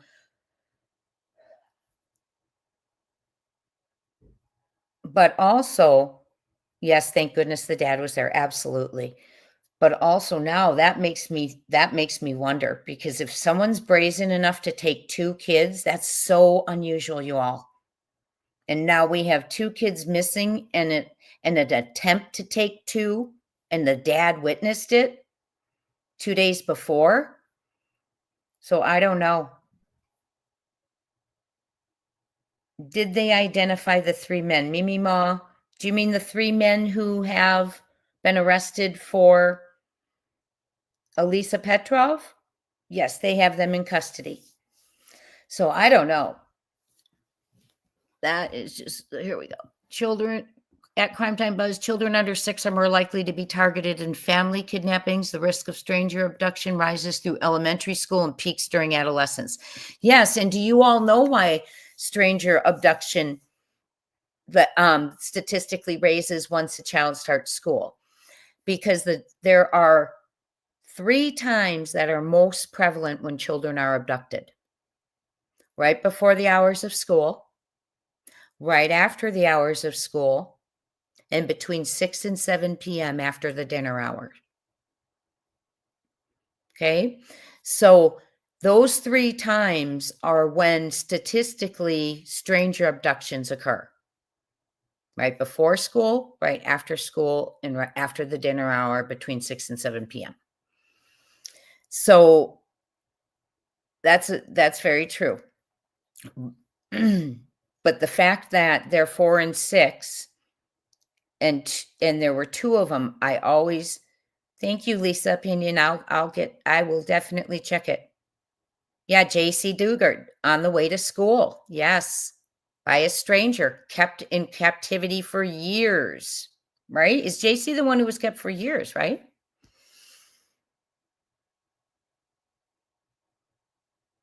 So we don't know who they saw them with, Mimi Ma, but they said family in the afternoon. Let's go ahead and continue. Stranger abduction have an average age of 11. Victims of completed abduction with SA motive, average age of 14. Thank you, Shirley, for your statistics.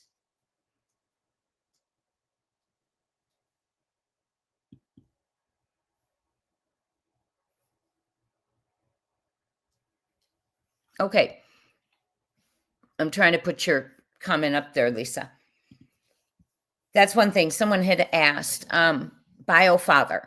Someone wanted to know about BioFather before we get to the rest of this. BioFather has no contact with the children. He was investigated by law enforcement for 4 hours. Okay. The aunt came out. I shared you her post a while on one of my videos, and said he had been, interviewed for 4 hours. Didn't understand why, because he has not. They have not seen the children in over a year. They were appalled to how the children were living. Yes. So that's what we have. That's what we have. Congratulations, Shirley H. Did you graduate? Did you walk across the stage yet? I know on Mother's Day you shared it's coming. That's right. I'm sorry I didn't mention that to you. So Lisa said, I had an argument with a YouTuber in Canada. She was talking with the mother of the BioFather, and she said he did not have a criminal record. That's interesting. He is allegedly on house arrest. Okay. Allegedly on house arrest, does not have contact with the children. But now that we're hearing this about potential kidnappings in the area, and someone tries to take 2, not just grab 1 out of the 2 that are in the yard, that's odd. And it's the same thing. It could have been with Lily and Jack, because most of them will grab 1 and get the heck out of there. Most don't grab 2. I had a cousin whose kids were out front playing, and she was in the kitchen looking out the window. And, lo and behold, someone pulled up and tried to grab 1 of the 2 children who were in the yard. She chased him off too, and the other one started screaming. So let's go ahead and get to the video.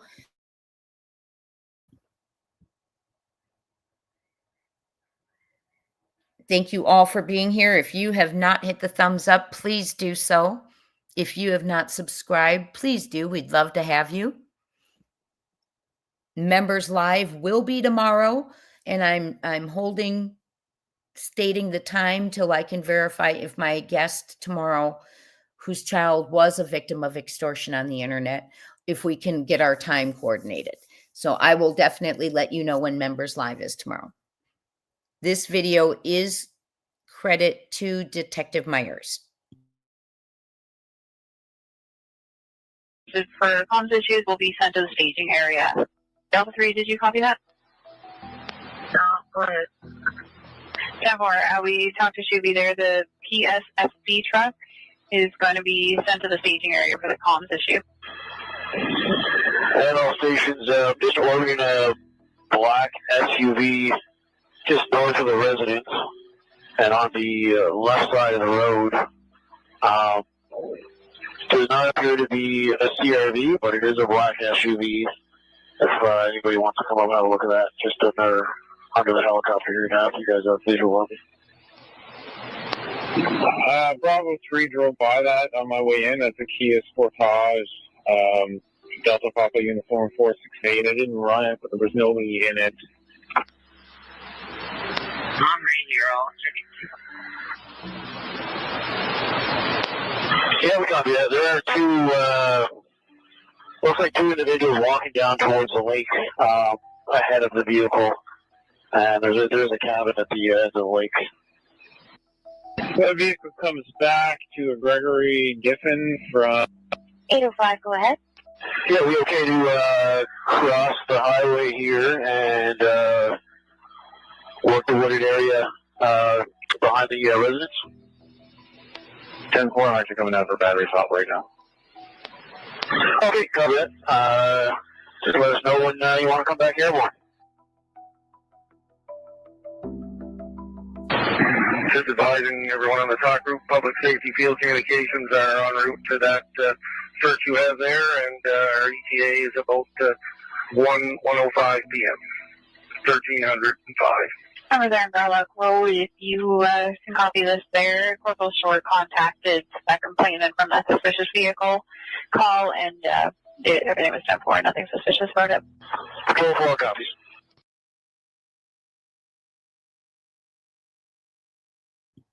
Wow. Who would have thought, right? Yes, I've received information. Thank you so much for those of you who are sharing information about Devlin Tate. He's on my list. I am definitely going to try. Now, I did hear that I want to go back to this because the community was getting involved, and I wonder if that's why there's a search tomorrow. Hold on one second.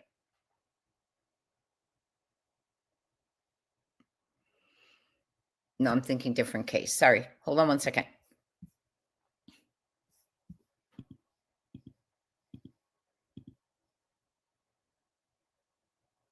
Yeah.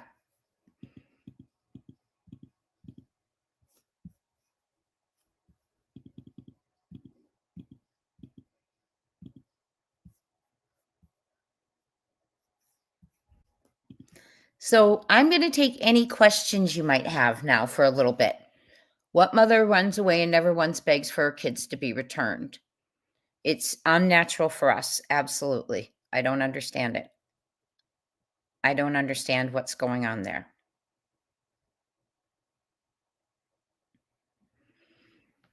But you know what? I believe they were put in or on a vehicle at the end of the driveway. And it could be strangers. It could be strangers, right?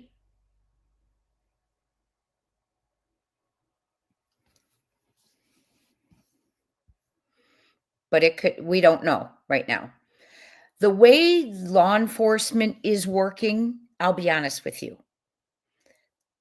The function of the Mounties tells me they are suspicious of someone. Okay? That they are suspicious of someone. Because they have given some clues to that. And I would like to go over some of their pressers together because there are clues in those pressers, right? There are clues in those pressers that, first of all, they brought in the major crimes unit.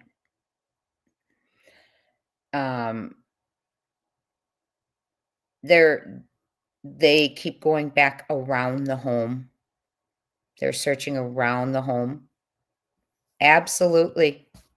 I know. Look what Susan Smith, Casey Anthony, and Letisa Stouch did. Absolutely. And if those of you don't know, Susan Smith strapped her two babies into car seats and let the car go down the hill into a lake. She jumped out and saved herself, and they drowned. And Casey Anthony, her daughter Kaylee, was unalived. She was an inconvenience, but Casey got off. And Letitia is Gannon Stouch's stepmom, who unalived him from Colorado story. Okay, Buzz, apparently abduction is very high in that area, but mom's behavior tells me there's history with one of the adults in the property, and CPS is making her stay away. Interesting comment. There's history with one of the adults in the property. Do you mean like a criminal history or history between mom and one of the people on the property? Hey, Town Chat. Good to see you. Panda Bear's mom, good to see you. Joanne McNeil, good to see you. Yes, Susan Smith is a monster, and I am very glad that she did not get paroled. Poor, is his name David? Has to keep going in front of cameras cameras. The parole board now every 3 years, I believe it is, to keep her in there since she unalived his sons. And they were separated. All she had to do was give the boys to David, and then she could have dated anyone she wanted. Casey Anthony, all she had to do was give the baby to her parents, and she could have had all the fun she wanted. Right? They are monsters. And I can't wrap my head around it. I can't. Yeah, the brother's new to the picture. And, we're learning with true crime, when there's a crime, always identify new factors in the kids' lives. Many times it's a step parent or a boyfriend, right?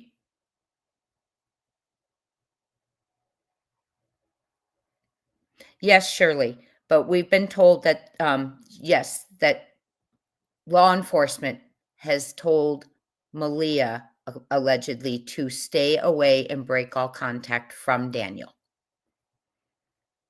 Leilani Simon's another one, little cute Quentin. And Leilani should not have been left alone with him. Grandma had custody. Grandma wasn't even around. People need to stop being so careless, right? The Vallows, absolutely. She is picking her jury for her final show, you all. She is picking her jury right now for her final show. She was convicted last month here in Arizona for conspiracy to unalive her husband, Charles, got life. And now she is going on, she started her jury selection for conspiracy and attempt to unalive Brandon Boudreaux, her niece's husband. He survived. And don't miss it. I think I'm going to stream it if you all have enough interest in it, because I want to see her last show. It will be the last we see of her, because she has so many life sentences on her back right now. And she's got an appeal filing in Idaho. And she tried to unseat the judge. She's representing herself here in Arizona. And she tried to unseat the judge, get him replaced. And they denied her. This just happened. So she's coming out feisty again. She's been arguing and everything again. So her last performance of representing herself will be starting any day now. And I'll probably cover it if you all have enough interest. I'll put out a poll. She got an appeal. She got it. Thank you, Whispering Winds. So, yes, I will. None of them are very long. Thank you. Hi, Sassy Southern Witch. CPS can't say that unless it's a court order. Okay. So we have some theories as to why we haven't seen Mom, but that doesn't mean Mom can't do media. Doesn't mean Mom can't get out in front of the media, right? So, Sebastian, why is it being said he could come home maybe he'll show up when he's 18? That is a very odd statement. Very odd. Why wouldn't you say he could walk in any day? Why 18? Why 18? That leads me to think along the lines of one of those schools that were already being looked into under a different name. And yes, it can happen. You can pay off people anywhere. And then we have Alisa, Petro, 3 gross, disgusting older men who have been communicating with her, talking about sex twister, things like that, sex monopoly, building her trust. One of which, the last communication she had with him was in all caps, "I'm running away," and then said, "Do not contact me," which leads me to believe there was pressure, extortion going on.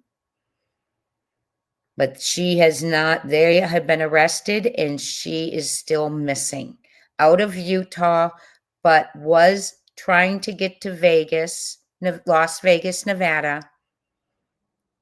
So she's 15 years old and out there all by herself. And I am praying to God that she did not make it to Vegas because that's a dangerous world. And someone said, could they have been waiting in the bushes and grabbed Lily and Jack? Absolutely. Absolutely possible. Hi, Bet Cook. Beck says her opinion and question is Mom on the reservation? She could be. We've been told she's staying with her mother. They could be on the reservation. Yes. You all have great questions.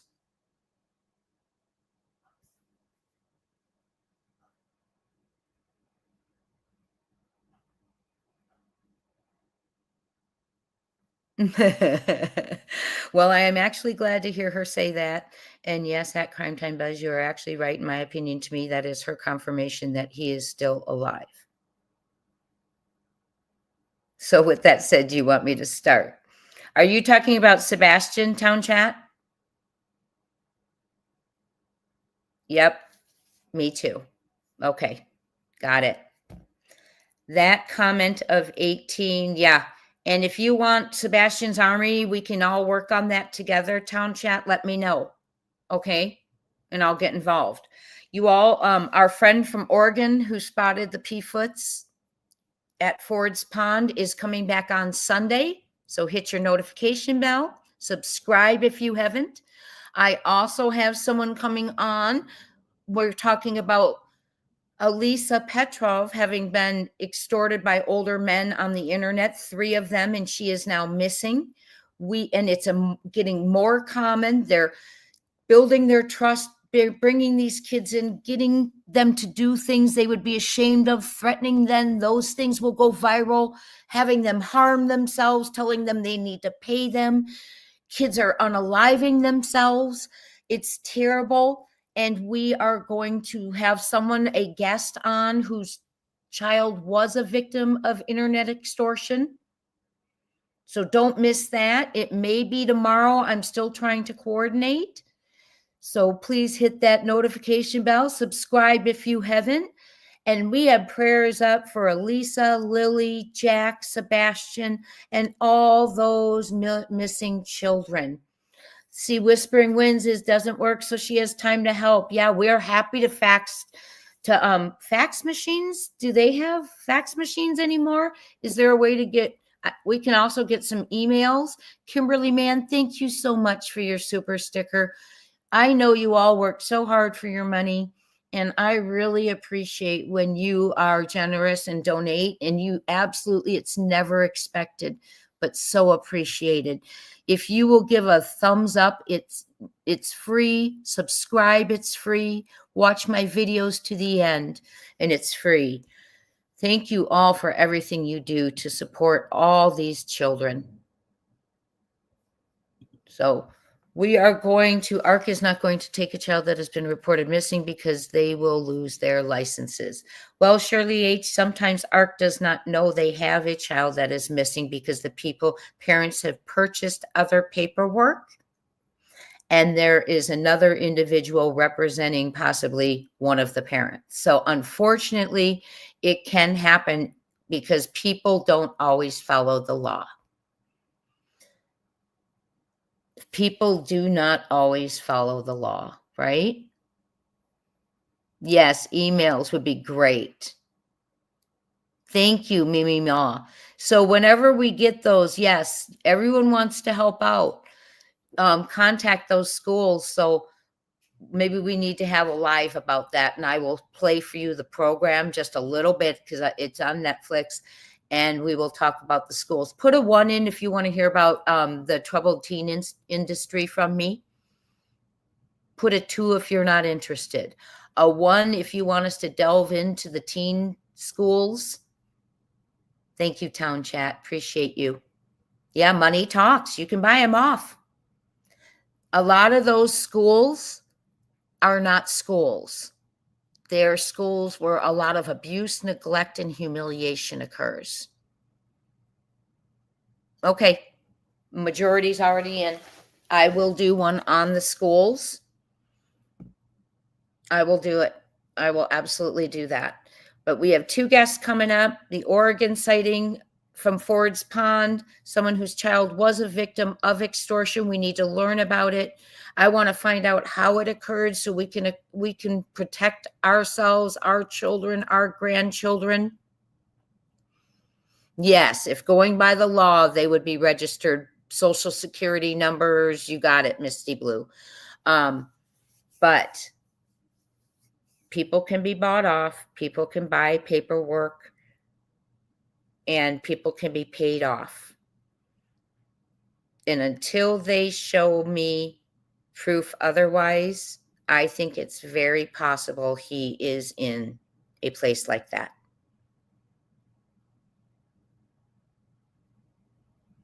Possible. I want no stone unturned like they promise. But stones are being left unturned for Sebastian, because we know Oregon wasn't followed through with by Sumner County, nor was the recent Bristol, Virginia. So stones are being left unturned. Yes, I will get, after our 2 guests come, I will then have a show on the schools. We are strong and we will not stop. So we are Sebastian's army and we will not stop. Yes, new IDs, absolutely. New birth certificates can be purchased. Right? Okay. Everyone, thank you so much for being here. I appreciate everything you do for all the children and that you're always willing to help and jump in. So kind of you all. So please, a church could help pay. Yes, that's another thing. Churches also give grants to families. They give grants to families so they do not have to pay out of pocket. So there is a lot.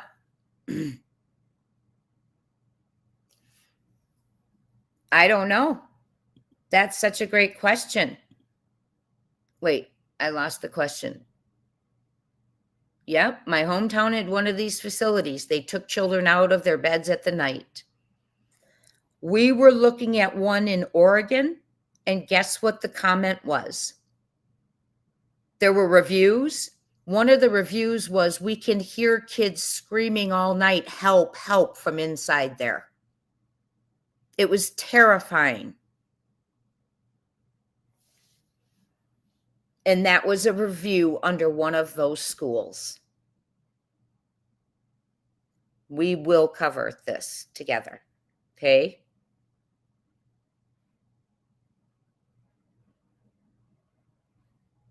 Yes. Students, is that the ones who did the documentary, Renee? Is that the one who did the documentary? It's a whole different world. And some of them they got called out for being abusive to children, etc. And so a lot of them started putting names in LLCs, and you can't I mean, they're hard to find, some of them. Yes, very true. Very true. And they say the parents are the ones who are brainwashed because they're told it's the place their child should be, but they don't realize there's abuse, there's neglect, kids aren't allowed to speak. It's just terrible. Faxing at different times of day and night might help. Yes, that's true. Thank you, Whispering Winds. Because if someone's paid off, you want to try and find another employee to grab a fax. False documents, yes. Thank you all so much. You have such you analyze a lot. You critically think through things. You're always thinking of where we can look and find Sebastian. We're on it. We're going to get on to the schools. That statement about 18 makes no sense. Makes 0 sense. And it makes more sense to me that he's in one of those places. Yes. That's just my opinion. I have hope till they show me there isn't any for all these children that are in front of us. Okay? I know you all do too. Yeah, so we'll start getting on to the schools. Thank you for that. After our 2 guests come on, my next video or my next live will be about us getting on information about the schools, and I will give you information what I know and where we'll think of some paths we can go down. Okay. Yes, I did too. It's called The Program. It's on Netflix. If you haven't seen it, I highly recommend it, and I will discuss some highlights from it. So have a wonderful day, you all, a wonderful night to those in other countries. Please pray for all the children, send good vibes, whatever you do. And we really appreciate you. And I will see you all soon. Keep keeping on, and we will talk soon.